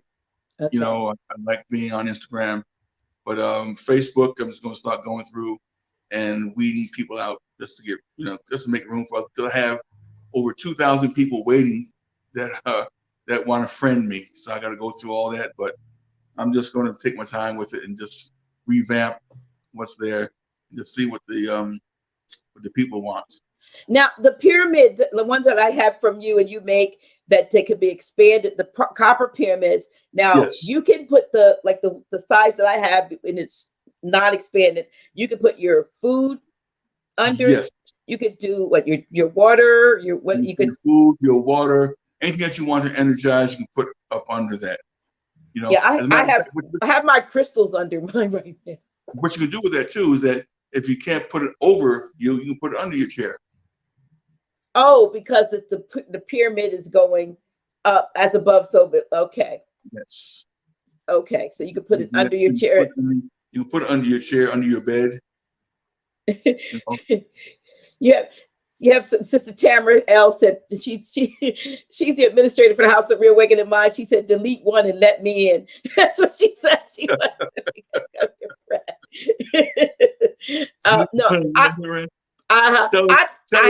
her to, if she wants to do that, just make sure to send me that message. Delete one and let me in. Then I'll know if it's her. Then I'll do that for her. Well, I'm sure she heard you, so she could do that. She could do that. But yeah, you have such a. I wanted to walk. I have over there. I think I have my wand that I got from Sister Sandra about 3 or 4 years ago, a copper wand, and the most beautiful pendulums that I have. I think I got from her. You know, with and so, you know, it's just you all just have such an amazing array of spiritual, I call high vibrational tools, tools. And to boot, you know, I know not the last time we talked, but I think we talked maybe a month or couple months earlier, because when I was getting these, and as soon as we got on the phone to talk, you had a word for me. And I was like, darn, why you never have your recorder on when you need it? But I got the gist of it, and it was what was not really great about it was because what you were talking about was something that I was dealing with at this time or expecting, and you and another person did like almost the same thing and started honing in on what was going on in my life at that time and just started to speak on it. And, you know, I appreciated that. I mean, it was spontaneous. You know, I mean, we weren't talking for a word. It was about, you know, these pendants. And, you know, but when a word came through, and I'm pretty sure you do that often. If you're talking to someone and the word comes through, you have to just give them a word. But if somebody. That sister that wants to friend me. Tamara. I'm seeing a lot of green around her. Okay. Color green around her for some reason. I don't know what it is, but something the color green. Does that significant? Nothing negative. Oh, okay. Just green. But the color green. There's something about her and the color green. There's a you know, she was walking in. She's starting to walk now out in the park. That, you know, sometimes I walk in that park and I would go live. Remember, I used to be out there doing nature church, and she's called me today, and she was out there walking in the green. I don't know. I saw a lot of green around her. Okay. All right. Yeah. Someone's asking me what your Instagram name is at the first time listening. It was Jerry. It was at Jerry Miller 940, right? Yep, 940, yes. Yeah. Okay. Gotcha. So I put that in there. Yeah. So if you want to contact Jerry and even if you want to get a reading, if they want to get a reading, or you also talk about the classes that you and Sister Sandra offer. Oh yeah, like but once it's here, this thing breaks if ever. We're offering classes on um, um, psychic development, psychometry. We want to do that. Reiki. We're going to be teaching our Reiki classes coming up. We're also going to do what is it to give you a metaphysical connection with somebody, to be able to connect with them metaphysically, as opposed without having to use a cell phone or a telephone. We're going to teach people different things to that aspects. Also, we're going to be doing. I want to do a Q&A with people, because there's a lot of people out there who are giving false information. Now, I'm not talking about certain people like the brother Bobby Hemmett, great brother. Bobby Hemmett's been around for years and has been putting it down for a long time. Brother Panic, that brother there goes in. He don't bite his tongue. He gives it to you raw. He gives it to you raw all the time. He don't give you no slack. Dr. Aline Bay, all these brothers out there are putting the word out, and giving people aspects of things of what's going on. Everybody has a piece of the puzzle. Mm-hmm. There's no one person that has all of the answers, but those brothers, they all have pieces of the puzzle. And when you listen to them, when they talk, pay attention, because some of them are talking up here, some of them are talking down there, and there's some coming in from the side. But once you tune in to what they are saying, you'll get the message. And it's important that you do. Very important that you do. Those are some good brothers out there, and they're doing the work. Can't forget Grand Sheik Taj Tariq Bey. Say again? I said we cannot forget Grand Sheik Taj Tariq Bey. Oh no, Grand Sheik! Oh, no. Can't forget the master teacher there too. No, brother. I've heard some of his stuff. I've listened to him on YouTube, some things, and he's another one that don't bite his tongue, but he does it in such a smooth way. He's very suave. Yeah, very suave, and he'll tell you off in a nice way. And yes, he will. he will with a smile on his face. But yep. But you're right. All of these brothers, and there's some sisters out there, few yes. that are giving and some give kudos. Can't forget our brother Abdullah Bey, who's doing so much awesome teaching, and he's very much about the erudite scholar part, teaching etymology and stuff. We all need to acknowledge each other. The thing where we need to acknowledge each other. And because if the brother says something that you don't agree with, you don't have to put the brother down. That's right. The thing is that what you do is that if you have a disagreement with them, go behind closed doors and talk about it and settle it. Don't go out in public and let that beast see you putting down another brother, regardless of how you feel about him or her. Don't let them say, look at them, they're fighting amongst themselves. No, we're always going to be brothers. We're always going to be sisters, regardless of what you might want us to be. Mm-hmm. And that's how it is. So I give all due respect to all of the brothers out there and sisters that are teaching the word on what they need to tell the people and get the people to wake the heck up and get out of this. Absolutely. Because we need to come. Like I said, we're all in the same boat, no matter what. We're all in the same boat. That's right, and we have to, and that's one thing about the other folks. They know how to agree in public, even if they disagree in private. They have an agreement that in public we will present ourselves as a united front. And because of that, we haven't learned that because we've been taught how to be divided and conquered. And yep. we follow the narrative to the letter. So I'm hoping that, with all that has been going on in the last few months, that there have been that more people who had their heads stuck in the proverbial religious sands and so forth, and, really have tired of getting their butts kicked, because when your head's in the sand, your butt is exposed. So they're tired of getting their butt kicked, and they're looking at things, really for what they're really how they're being presented. Because to me, if nothing else, true colors are being shown. People are, we see, and if you don't see it, and I'm thinking then they really did a hell of a good job at, brainwashing these people, because it's, like they say, Stevie Wonder and Ray Charles is gone, but he can see it. He can see what is going on. You know what I mean? And it's just not, it doesn't make sense for people to go back to business as usual, as they call themselves, easing up on it. Because like you said earlier, at the outset, this is just a test. This is a test. This is to see how this is the first test. The big, what I think back was like, well, when they did the test when they were on radio, when they had the War of the Worlds on radio, and they scared the hell out of people, who were listening by radio, that there was this alien invasion or some whatever was going on. That was a test, and they're like, well, see, they failed, so we're not going to disclose anything to them. We were just trying to see what would happen if we, it was just, they were talking about people had heart attacks and all this stuff. And all kinds of, see, and that's all part of the game. Is that, like you said, this is the first wave. The second wave now, I remember some years ago. You remember the Omen movies? Mm-hmm. Omen, there was a trilogy. It was 3 of them.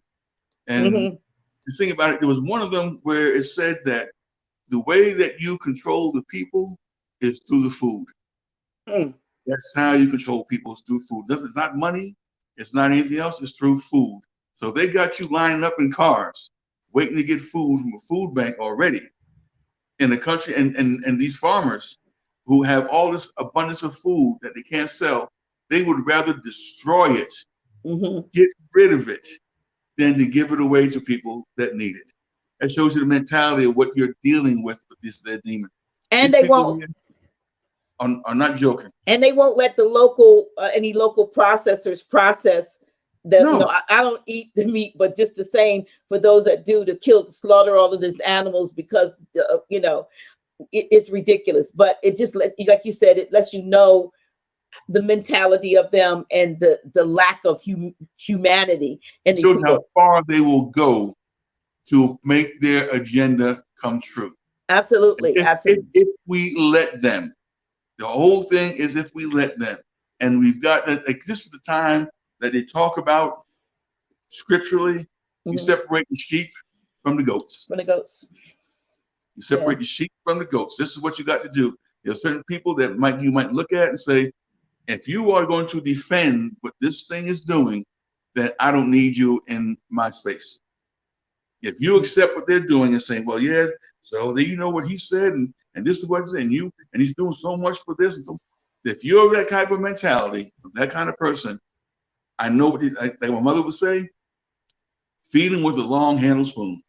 Keep your distance from me. I don't need you in my space. Because if you're talking like that and you believe this and you're behind what they're saying, you're supporting this agenda, this mentality of what this man is saying and what's being done, then you are equally as dangerous. Why?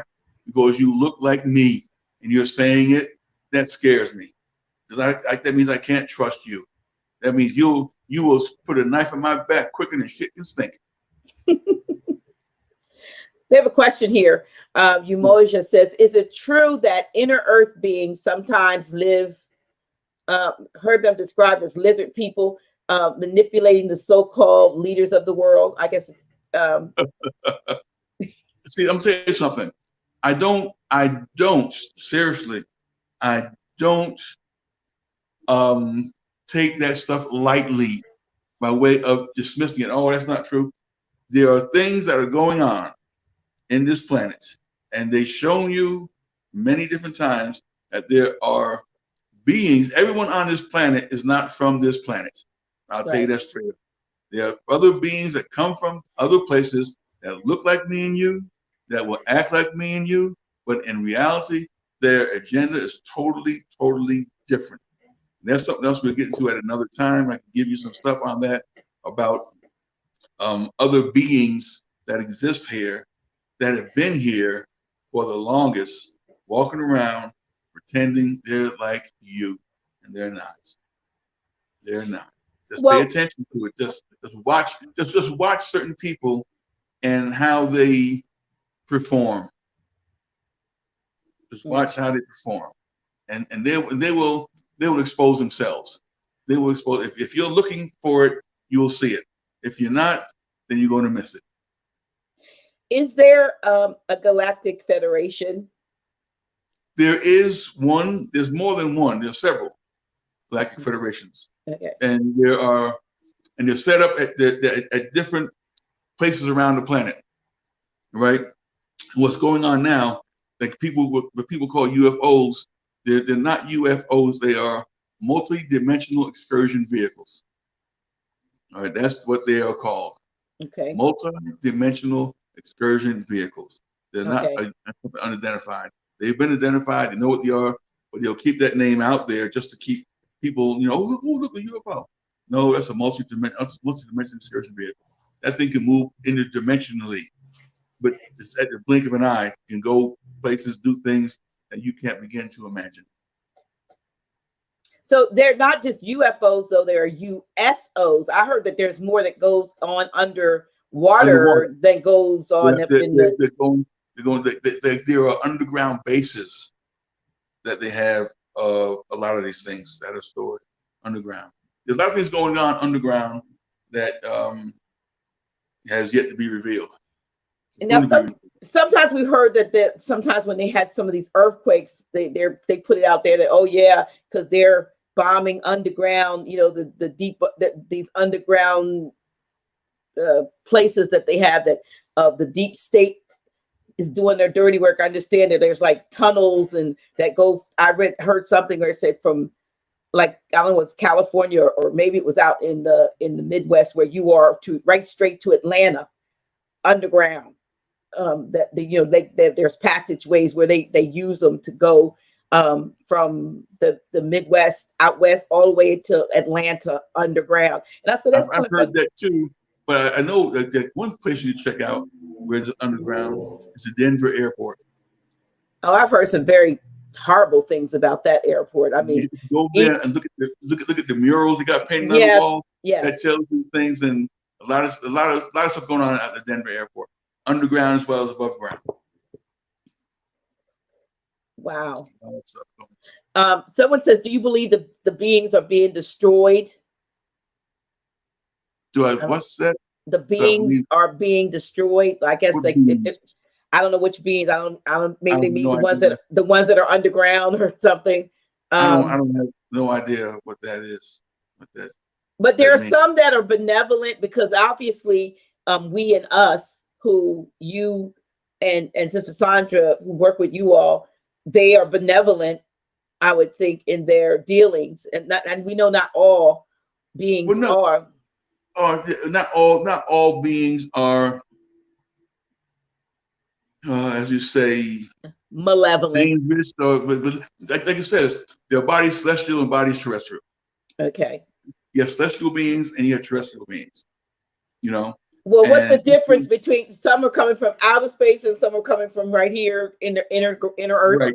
There are those that are, like, for instance, like any being that is terrestrial is from here, a terrestrial being, right? That means they were here from the jump. Then you have those that are incarnated that come from elsewhere, right? Those are your celestial beings, or as they call them, aliens or extraterrestrials. Those are the ones that come here, right? There are those that come here that have an assignment, that have a job, that have a mission. And there are some that have come who have been killed because of the message that they were bringing to upset the status quo. That's what it is. Their message is to upset the status quo. And they, in turn, are doing it. But now, because there are so many people beginning to wake up, they can't get everybody. And that's what's a good thing about it, is that a lot of people are beginning to say, wait a minute, there's something don't smell right. This don't pass the smell test. I was doing some research the other day where I was looking at the top 10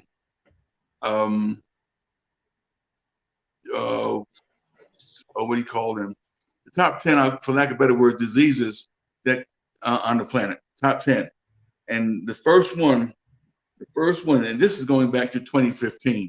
I started there. And the first one, people with congestive heart failure, right? Worldwide in 2015, 6 million people died of congestion heart failure. Number 2 was stroke. 5.3 people died from stroke. Number 3 was something to do with the chest, I believe, and 2-point-something million people died over the whole planet. So now, in just 3 of them, we've got over 11 million, 12 million people dying worldwide from different diseases.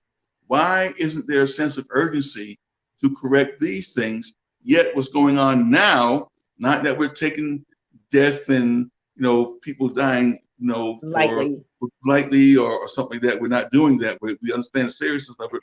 But why is there such a rush, such an urgency to find a vaccine, to find something to stop this dreaded thing, when there are more people dying from malaria than most any diseases?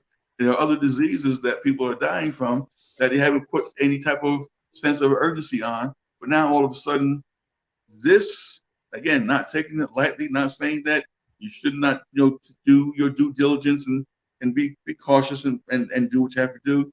But yet you're rushing to find something to shoot people up with in the arm, that you don't know what they're going to be giving you. They may show you your senator or your congressman or whoever getting a shot. They may give them a shot of water, and then come down to you. They're giving you who knows what, So you've got to pay attention. Don't let the distractions, because they're throwing out distractions now, because people are starting to wise up, saying, "Wait, some shit's going on we don't like," and then you say, "Well, throw another distraction out there." Right. They'll throw a distraction. Right. All of a sudden now your focus of attention is somewhere else while they're busy changing the laws. You remember the thing we showed? They got that HR 6666 thing. Yeah. I know. I copied that. I downloaded that. Yeah. I downloaded it and I started reading it. They got some stuff in it. I mean, this is that's not that trace thing. They gonna take people out of their homes and put them in. Yeah. We need they come and take you out your home, say that you got the fever. See, and that's what they did in Nazi Germany. They would go to people's homes, kick the door in, and say, "You're against the government. We're going to arrest you and lock you and put you in jail." That's the last time anybody ever heard of you. So if they're going to be doing that and put that into play, then we're heading down a serious road of no turn back. I mean, we need to contact I hate to say but whoever the person that's in office for your state, your mayor, the governor, and the congressperson and the senator, and tell them, hell no. If you vote for 6666, then we're going to vote you out the next time, even if I wasn't going to vote, just to get you out, because it's ridiculous. Every time they do something, there's another loss of some right, that we lose. It's an infringement on our rights, to life, liberty, and the pursuit of happiness. Everything now is being legislated. So, it's just a time for waking up, and not just once you're awake, then you have to actually. Oops, did I lose you, Jerry?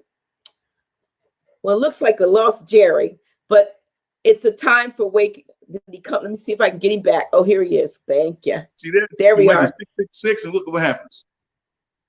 Yeah, see, we talked. They cut us off because we talked about the 466, and that's what happens. They cut you off. That must be that word. That was one of them buzzwords. But when I was saying is that when you wake up, then there's something that you have to do upon waking. It's like one thing to be asleep and then you're unconscious, but then when you wake up, then you got to do something.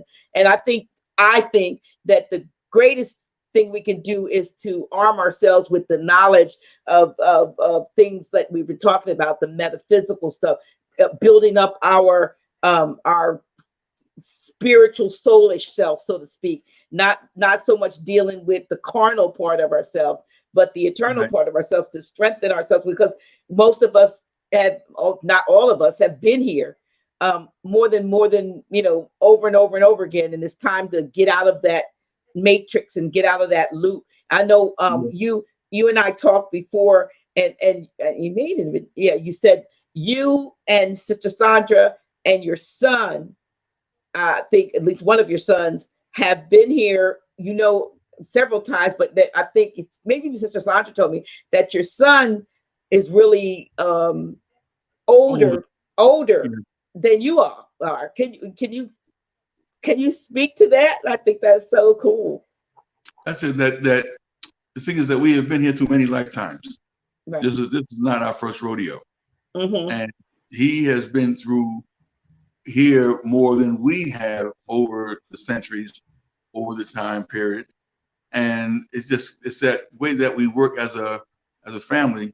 There are times that when we come as this time I'm the father, he's the son, she's the wife. Next time may come, he may be the father, I may be the wife, my wife may be the son. It's just different aspects of who you are, Mm-hmm. different aspects of how you can incarnate to be able to give you an idea of what it's like to be in one form as opposed to another. So that way, when you're in that particular form, you understand how that person operates, how that body feels.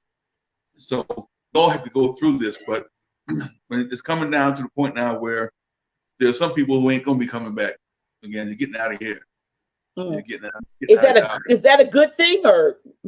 Well, it's good. Put it this way: it's a great and dreadful day. Great for some, dreadful for others. Mm-hmm. Right. You know, Well, we have to, like I said, it's like we wrestle not against flesh and blood, but what principalities, spiritual wickedness in high places. That's what you're dealing with, and you got to recognize that you're dealing with in high places spiritual wickedness, not just upfront wickedness, but you're dealing with those wicked people, the beast. You're dealing with a beast. You're not dealing with a human. You're not dealing with a humane individual. You're dealing with a beast, and a beast don't care. The beast does not care. yeah. So we've got to strengthen our own self. We've we've got got to to come unify. together. We've got to unite. We've got to start saying, let's put aside our differences and come together on what we recognize as the same thing, and we can settle that stuff later on. But right now, we ain't got no time to be out here. And the thing is that I know certain people out there talking about revolution and getting guns and all that kind of stuff. I understand that. You got to protect yourself. But what happens when you run out of bullets? Where you going to get your bullets from? Yeah, you're right. You're right. Where you going to get your bullets from? Once you shoot up all your bullets, where you gonna get your bullets from to reload? Think, people, think. Don't get caught up in that. Don't allow somebody to come along and tell you, let's go out there and do this and do that. And the next thing you know, you out of bullets. And they come with it because they got the army. Okay. And they ain't running out of bullets. I was in the military. I know what they got. I know what they got when I was in. Now what they got now is 20 times, if not 50 times And super more. soldiers that they're making. Yep. Super They're not soldiers. playing. They're When they not show you playing. that thing on, when you see in those movies and you think that that's just some kind of some entertainment, they're just, See, that's see. their karmic debt they're They can throwing show you. off. See, they can show you that because that's obsolete. Right. They got See, something bigger. that's the thing they can show you that's obsolete. The ones that they got now are far superior, far superior. The whole idea of making super soldiers is no joke.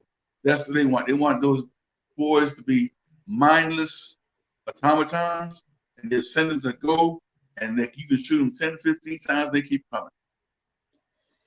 That's what Wow. they. Well, That's, I'll take one last question. yes. Michael Madhu Natur Haney says, what is our strategic way of overcoming the elite? I don't know if you could do that enough. Well, until that's a until $6 million we question. until we can come together as one mind, like it says, when the disciples were in the upper room and of one accord, what happened? That's when things took place. The heavens opened up and things came down. So until we can become one accord with one another, not some mob, not some just mindless mob running around, but coming together with intellect, critical thinking, and common sense, that's the key, not emotion. Emotion is not going to get you anything but dead.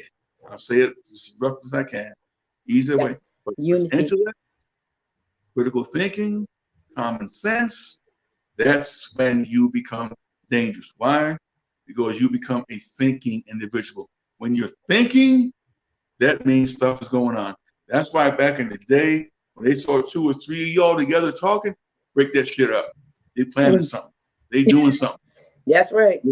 Get them wrong. You can't come together like that. No, no, no, no.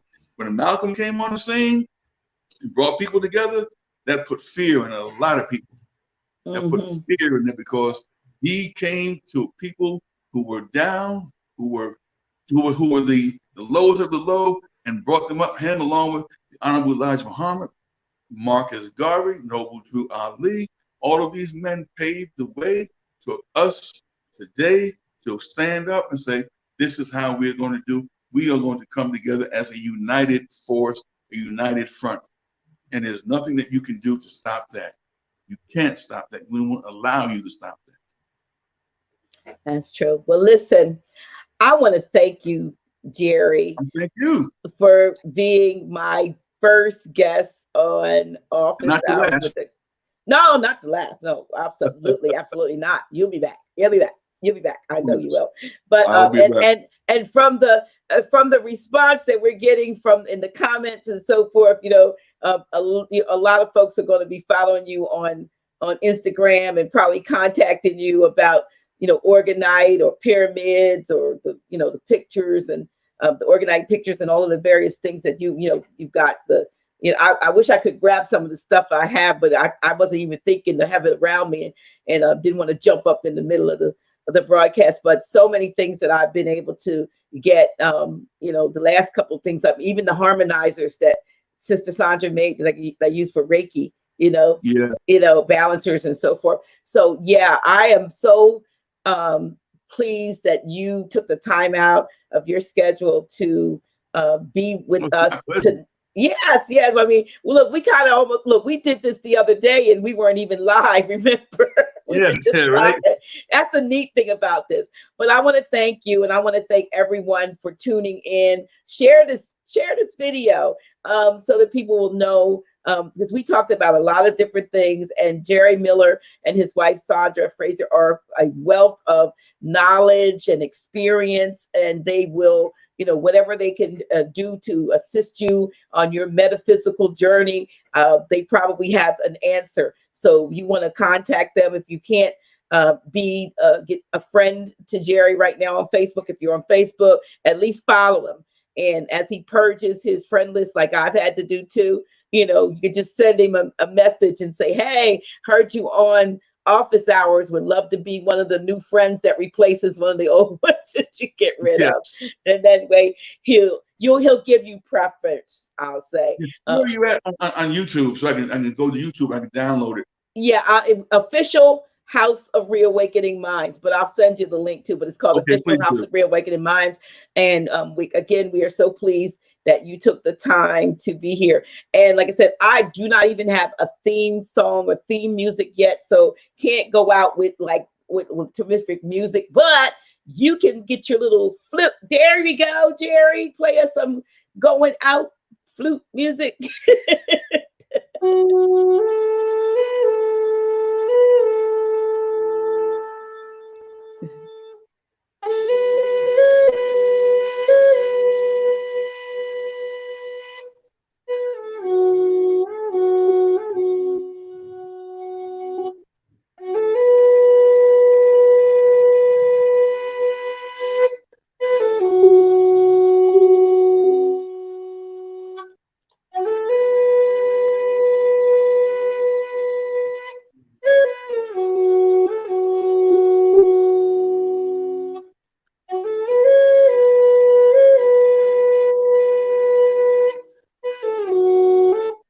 Thank you so much for tuning in. Until next time, this is Dr. G.